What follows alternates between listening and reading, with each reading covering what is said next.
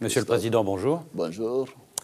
Alors, Monsieur le Président, nous sommes tout proches d'une élection présidentielle à laquelle vous ne deviez pas participer. Tout à fait. Le 5 mars, vous avez annoncé que vous n'alliez pas briguer de troisième mandat, mais après le décès tragique de votre dauphin Amadou Gon Coulibaly, vous faites volte-face le 6 août. Vous décidez d'y aller. Non, pas volte-face.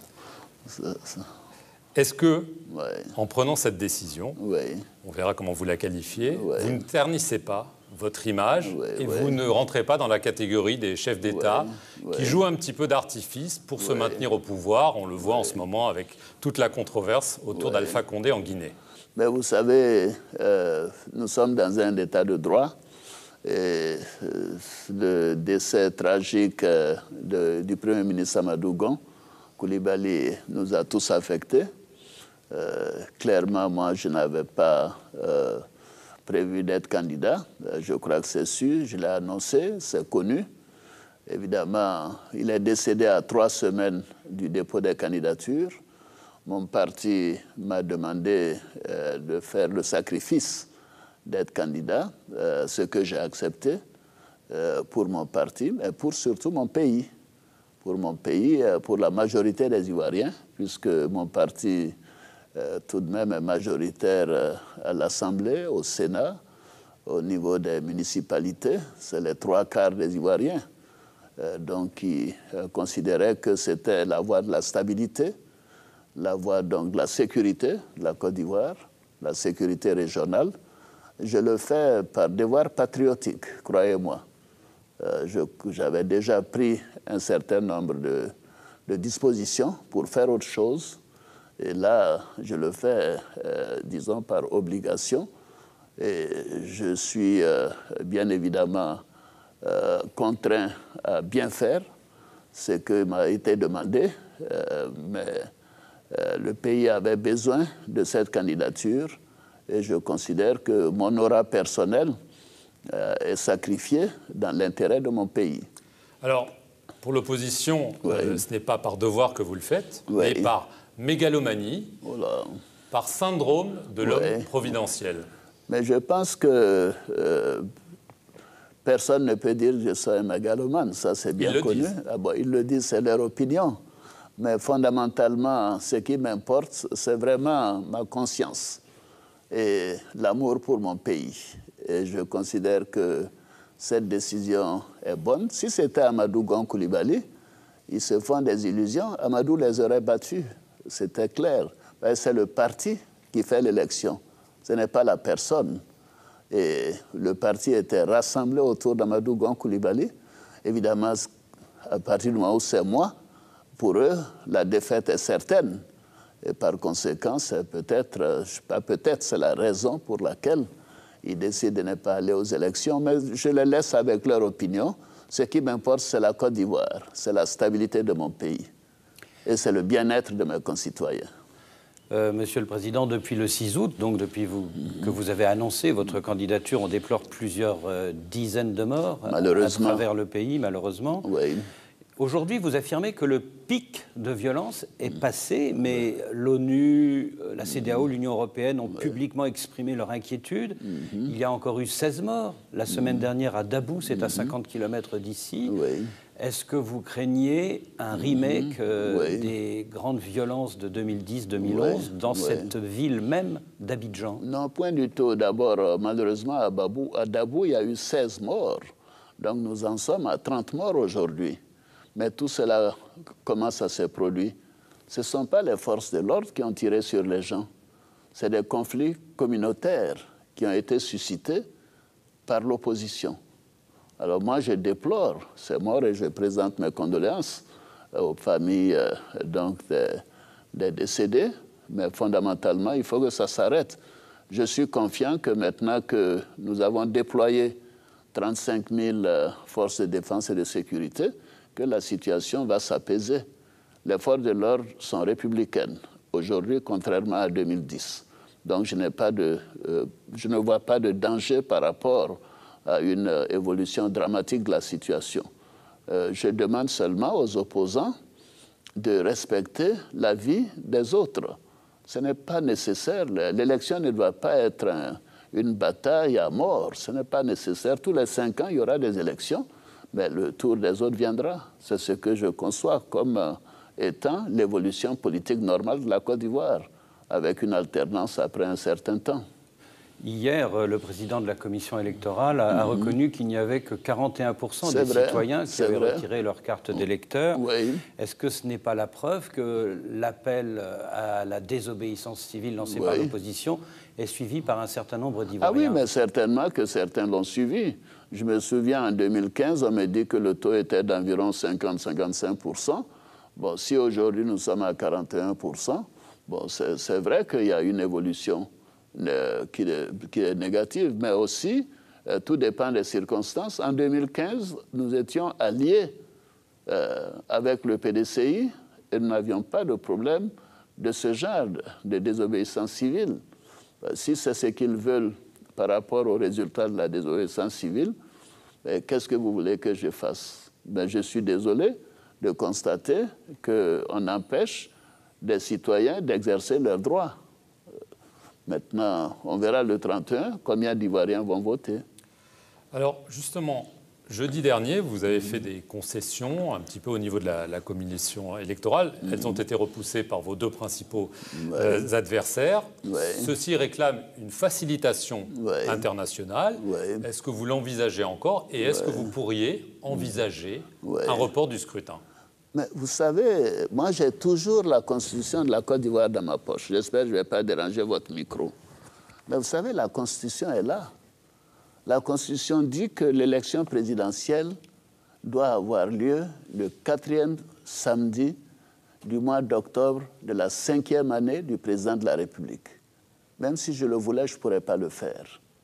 Alors, tout de même, ce sont des anciens responsables de ce pays. Un ancien président de la République, un ancien Premier ministre. Nous avons notre Constitution qui fixe la date des élections, comme aux États-Unis, le 1er mardi du mois de novembre, comme au Ghana, le 7 décembre. À cause des tergiversations du passé, nous avons inscrit cela dans la Constitution. Moi, je ne veux pas être un parjure, je ne peux pas changer la date. Et ils le savent, cette Constitution date du 8 novembre 2016. Donc c'est définitif. Donc depuis le 8 novembre 2016, ils savent que nous aurons des élections. Et depuis cette date, nous avons travaillé ensemble à mettre toutes les structures en place. Un dialogue politique a permis de mettre en place la commission électorale indépendante en 2019. Ensuite, un dialogue politique a permis de mettre en place le code électoral. Alors, pourquoi voulez-vous la facilitation? Pourquoi faire? Nous ne sommes pas en transition en Côte d'Ivoire. Moi, je suis démocratiquement élu. Et le président Bédié avait soutenu ma candidature en 2015. Ne serait-ce que pour cela, pourquoi voudrait-on d'une transition?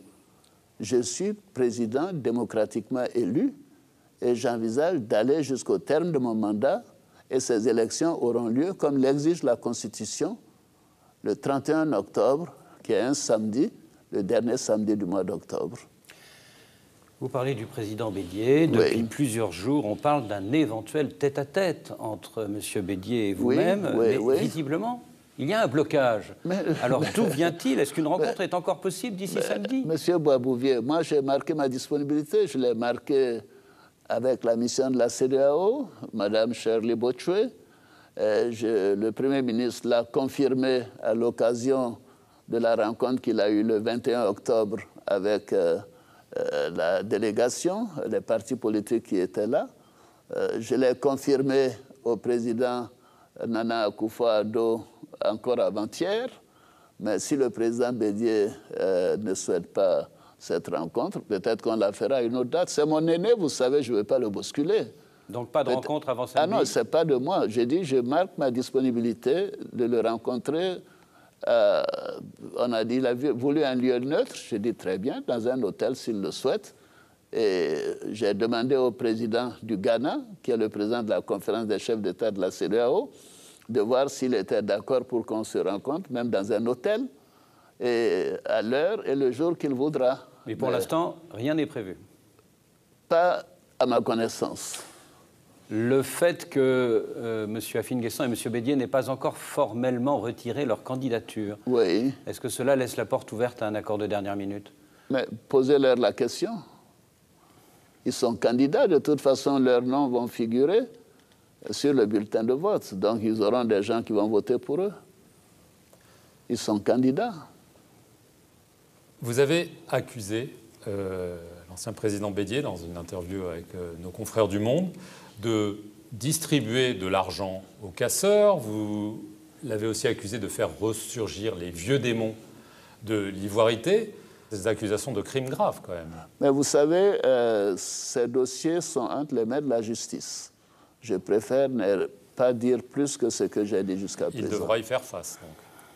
Ah, mais tout le monde doit faire face à la justice. Revenons aux violences de Dabou qui Oui. ont fait 16 morts la semaine dernière. Oui. Vous affirmez dans le journal du dimanche que c'est Guillaume Soro qui est à la manœuvre. Et plus largement, Oui. vous accusez votre ancien Premier ministre Oui. de vouloir susciter une rébellion dans l'armée pour vous renverser. Mais alors, Guillaume Soro, il nie farouchement.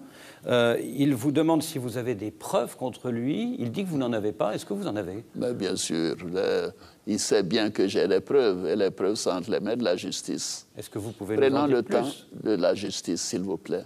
Mais tout de même, Ce quand sont même. des dossiers qui sont entre les mains de la justice. J'ai dit ce que je devais dire. Je n'en dirai pas plus. Nous avons les élections dans 3 ou 4 jours. Ultérieurement, la justice fera son travail. Est-il vrai, tout de même, Monsieur le Président, que Guillaume Soro aurait cherché à actionner des membres de votre garde présidentielle pour éventuellement vous renverser? Mais je ne ferai pas de commentaires sur tout cela. La justice donnera tous les éléments le moment venu. Mais quand vous dites qu'il mérite la prison à vie, on parle de crimes graves, là, on ne parle pas de petites Mais choses. vous savez, j'ai donné mon opinion, mais je ne suis pas juge. En tant que citoyen et lisant la Constitution, quand on fait un certain nombre, on pose un certain nombre d'actes, il y a des conséquences, c'est tout ce que je dis. Mais je ne suis pas le procureur ni le ministre de la Justice. Mais la justice fera son travail en temps voulu, avec tous ceux qui commettent des actes criminels. Alors, venons-en à Laurent Gbagbo. Et il n'est pas le seul. Venons-en à Laurent Gbagbo. Il a donc Ouais. été acquitté en première instance par la Cour pénale internationale. Tout à Il fait. attend son verdict d'appel Ouais. à Bruxelles. Ouais. Alors, d'après la CPI, il peut rentrer sans attendre cet appel en Côte d'Ivoire Oui. si vous donnez votre accord. Alors Oui. lui affirme avoir fait des demandes de passeport, de laisser-passer. Oui, tout ça est en cours de règlement. Vous savez... Non, mais laissez-moi juste finir. Il dit que vous avez je refusé suis pas de lui accorder. Non, ce n'est pas vrai. Ah bon? Vous savez, je veux que Laurent Gbagbo rentre dans des conditions normales. Et pourquoi ne pas lui donner un passeport? Non, le passeport est en cours de délivrance à ma connaissance, donc ce n'est pas un souci. Mais pourquoi je lui refuserais son passeport? Il dit qu'on lui a refusé. Mais c'est ce qu'il dit, mais ce n'est pas ce que moi je constate. Ceci étant, c'est un jugement en première instance. Mais le jugement en appel viendra, j'espère, dans les semaines à venir. Et puis après ça, il y a quand même eu des condamnations ici. Il y a des procès qui l'attendent. C'est un ancien président, il a déjà fait 9 ans. Là-bas, je trouve qu'il est temps qu'il rentre en Côte d'Ivoire, mais cela ne peut se faire que dans des conditions qui sont examinées d'un commun accord. C'est ce que je dis. Donc ceci montre ma volonté de le faire rentrer. Mais, et les victimes, il y a pas, vous savez, on ne peut pas regarder ces questions d'un seul côté. J'ai des victimes ici qui ont introduit un procès à son encontre. Moi, j'ai déjà défié la CPI en refusant d'envoyer Simone Gbagbo. Mais pour le cas de Laurent Gbagbo, il faut que tout ça soit organisé de manière convenable. Donc il y a des discussions, évidemment. Il n'y a pas de discussion à mon niveau, mais il y a des intentions en ce qui me concerne. Il y a des intermédiaires, on a parlé de son fils, Il n'y a pas par exemple. d'intermédiaire, ce n'est pas vrai. Il n'y a aucun intermédiaire. Mais, alors, vous avez annoncé dans des interviews récentes que vous alliez prendre une mesure exceptionnelle, entre guillemets, pour justement permettre son retour. Je souhaite qu'il rentre après la décision d'appel. Mais tout cela sera réglé en temps opportun. Mais je n'en dirai pas plus. Je n'en dirai pas plus. Vous avez dit que ce ne sera pas une amnistie, donc ce sera une grâce. Je n'en dirai pas plus. Je n'en dirai pas plus. Mais vous n'excluez pas la grâce? Je n'en dirai pas plus. Venons-en à votre bilan, Monsieur le Président. Oui, ça, je suis content, enfin, qu'on parle de mon bilan et de l'avenir. Cette élection... C'est ce qui intéresse les Ivoiriens, alors justement, Christophe. Les chiffres économiques sont bons, avec un taux de pauvreté qui, selon les statistiques de la Côte d'Ivoire... non, de la Banque mondiale. J'espère que c'est les chiffres de la Banque mondiale, parce qu'on peut toujours mettre en cause les statistiques de la Côte d'Ivoire, les statistiques de la Banque mondiale. A été réduit en 10 ans ce taux de pauvreté de 51 à 37%. Mais d'après justement la Banque mondiale, comme la population ivoirienne a augmenté dans le même temps, de 20 à 25 millions d'habitants, eh bien... En réalité, le nombre de pauvres n'a pas vraiment baissé, 10 millions contre 11 millions il y a 10 ans. Est-ce que cette croissance ne reste pas très inégalitaire? Ça, c'est leur interprétation. Leur interprétation. Ce que moi, je peux vous dire, c'est que le revenu par tête d'habitant a doublé en Côte d'Ivoire pendant cette période. Donc, on ne peut pas dire que le taux de pauvreté n'a pas baissé, puisque le revenu de l'Ivoirien moyen ou de la population moyenne a doublé, malgré le taux d'immigration qui est de 25%. Alors, nous continuerons sur cette lancée. Mon ambition, c'est de faire en sorte que dans les 10 ans, on puisse doubler à nouveau le revenu par tête d'habitant. En ce moment-là, nous serons à 4 500, 5 000 $, qui est le revenu constaté dans les pays émergents. Aujourd'hui, nous sommes à 2 250. Mais donc, je suis très confiant sur l'avenir de la Côte d'Ivoire. Mais ce que dit le socialiste Afine Guessan, par exemple, c'est que les inégalités restent très profondes. Mais l'inégalité a baissé puisque le taux de pauvreté a baissé. Vous voyez, et de leur temps, l'inégalité était comment? Puisque le taux de pauvreté était de 55%. Et je ne voudrais pas rentrer dans la polémique de certains qui ont géré ce pays et on en connaît les résultats. J'ai mon bilan. Et les uns et les autres le savent. La Banque mondiale a même dit que la Côte d'Ivoire est au port du paradis. Alors, je suis très fier de mon bilan. Je considère que non seulement le taux de croissance a augmenté, le taux de pauvreté a baissé, les services sociaux se sont améliorés, les infrastructures se sont améliorées, et ainsi de suite. C'est ce que je compte continuer avec une équipe de jeunes pour que nous soyons encore plus dynamiques que par le passé. Si vous êtes élu samedi prochain, quel geste comptez-vous faire peut-être pour essayer de décrisper la tension politique? Gouvernement d'union nationale, mon souhait, c'est de faire en sorte que la Côte d'Ivoire demeure en paix. Et je considère que j'ai montré suffisamment d'ouverture pour cela. D'ailleurs, les propositions faites au niveau de la commission électorale indépendante nous ont été demandées par l'opposition via la CEDEAO, nous avons accepté.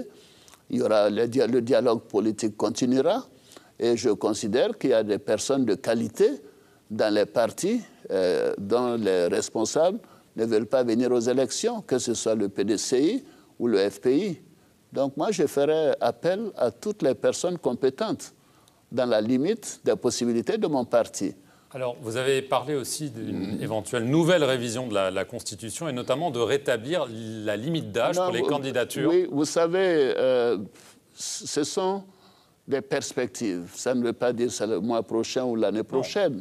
Mais à partir du moment où nous n'arrivons pas à changer cette classe politique, je crois qu'il y a une demande forte au niveau de la jeunesse que nous puissions limiter l'âge. À quel âge? 70, 75? Non, mais ce sera au Parlement.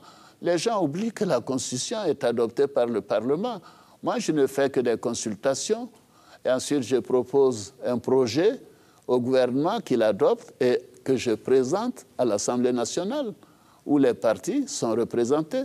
Si les partis politiques qui y sont d'accord avec moi qu'il faut qu'on touche l'âge limite pour qu'on règle ce problème des grands présidents, guillemets, ou des présidents de l'indépendance, mais moi je serais d'accord, puisque j'avais déjà décidé de ne pas être candidat.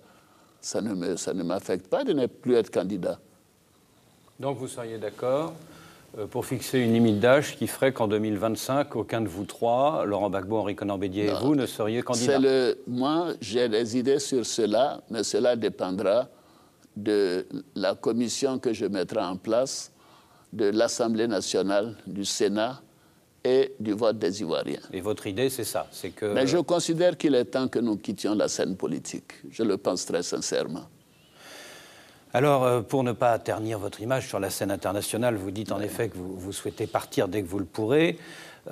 Mais avant, vous dites « je veux trouver un dauphin consensuel ». Est-ce que ça veut dire que, pour vous, votre actuel Premier ministre, Ahmed Bakayoko, n'est pas ce choix naturel? Ahmed est un excellent Premier ministre. Mais il n'est peut-être pas votre dauphin naturel? C'est un excellent Premier ministre. Oui. Mais souvenez-vous qu'Amadou Gon Coulibaly avait été Premier ministre pendant 3 ans et demi, qu'il était le président du directoire du RHDP, et c'est une évolution. Et Ahmed fait du très bon travail, et il n'y a pas de raison qu'il ne soit pas parmi les compétiteurs. Mais ce n'est pas le seul. Il peut y avoir d'autres compétiteurs. Écoutez, je ne peux pas, je ne suis pas encore élu, cher Christophe. Comment voulez-vous que j'adresse ma succession? On pense évidemment à un grand banquier, Tidjane Thiam, qui pourrait peut-être être l'un de ses compétiteurs. Je crois qu'il est du PDCI. Hein? Oui, mais... Ah oui, moi je vais choisir quelqu'un dans mon RHDP. Et ça dépend de mon équipe, vous savez, je ne suis pas, moi, contrairement à ce que mon ami parlait de dictateur, je ne suis pas un dictateur. Moi, j'irai au niveau de mon parti. Nous ferons donc un congrès, nous aurons donc des appels à candidature, et puis, bon, ben, le parti choisira. Et ça veut dire qu'en fait, votre dauphin sera dans le RHDP. Il ne peut pas être... Ah oui, mais écoutez, comment voulez-vous que j'aille prendre un dauphin en dehors du RHDP? Ce n'est pas imaginable. Et est-ce que ça veut dire que vous comptez en effet ne pas terminer votre mandat et partir avant la fin? Non, mais écoutez, le temps nous dira. Moi, ce que je veux, c'est travailler à la stabilité de ce pays, à la sécurité des Ivoiriens, au bien-être des Ivoiriens, avec une équipe de jeunes. Et elle est constituée, mais il faut trouver un leader qui soit accepté par la majorité. Amadou Gon l'était. Maintenant, je travaillerai à trouver un jeune qui soit accepté par la majorité. Avant 2025. Et à partir de là. Mais le plus tôt possible en ce qui me concerne. Mais sûrement avant 2025. Non, je ne dis pas sûrement. Je ne dis pas sûrement, je dis le plus tôt possible. C'est-à-dire que vous n'excluez pas d'être à nouveau candidat en 2025? Ah non, non, écoutez, ça suffit comme ça. C'est un sacrifice que je fais. Pour moi, il me serait difficile, même possible. Et j'espère que la Constitution va nous régler ce problème. Et puis dans l'actualité, il y a aussi les vives tensions entre plusieurs pays musulmans et la France. C'est à la suite, comme vous le savez, de l'assassinat en France d'un professeur. Oui, c'est un acte affreux. Qui avait montré à ses élèves des caricatures du prophète Mahomet, un assassinat. C'est un acte affreux. Affreux inqualifiable, inqualifiable, monstrueux. Qui a bouleversé, comme vous le savez, le monde entier. Oui. Alors Emmanuel Macron a réaffirmé non, que je ne voudrais pas rentrer dans la politique française, je vous en prie. Emmanuel Macron est un ami, mais il est le président de la République française et je ne voudrais pas commenter sur la politique française. Comme tout à l'heure, je n'ai pas voulu commenter sur la politique du Mali. Simplement, ça a provoqué une polémique avec le président de la Turquie. Ça, je considère que je suis confiant que le président Macron réglera ce problème avec le président Erdogan. Donc vous ne comprenez pas... Je les connais tous les deux. C'est ça, donc vous ne comprenez pas l'appel... Je considère que cet acte est monstrueux, inqualifiable et vraiment détestable. Le musulman que je suis ne peut pas accepter que cela puisse se produire. Et les appels au boycott des produits français, vous réagissez comment? Je ne me prononcerai pas sur ça. Ce n'est pas... La Côte d'Ivoire ne boycotte pas les produits français, c'est ça le plus important. Je suis président de la Côte d'Ivoire. Je ne veux pas juger les décisions dans d'autres pays. Merci. Y compris la France elle-même, d'ailleurs. Hein. Merci, Monsieur le Président, de nous avoir accordé cet entretien. Merci beaucoup. Et merci à vous de nous avoir suivis sur nos deux chaînes, Radio France Internationale et France 24.